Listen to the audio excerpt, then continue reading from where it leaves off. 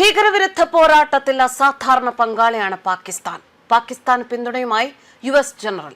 ഇന്ത്യയെ ഞെട്ടിച്ച US general ഒരു പ്രസ്താവന ഇറക്കിയിരിക്കുന്നു.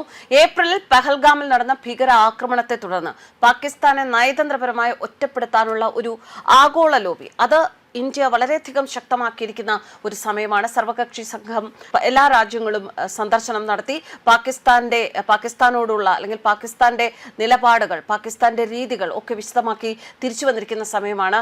ഈ അവസരത്തിലാണ് ഇത്തരത്തിലൊരു പ്രസ്താവന യുഎസിൽ നിന്ന് വരുന്നത്.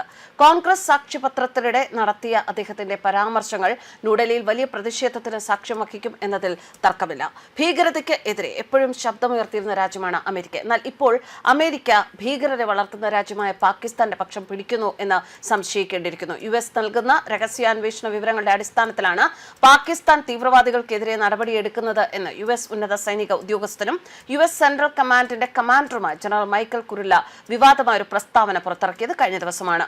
ഇന്ത്യയുമായും പാകിസ്ഥാനുമായും അമേരിക്കയുടെ ബന്ധത്തെക്കുറിച്ചും യുഎസ് ജനറൽ സംസാരിച്ചു.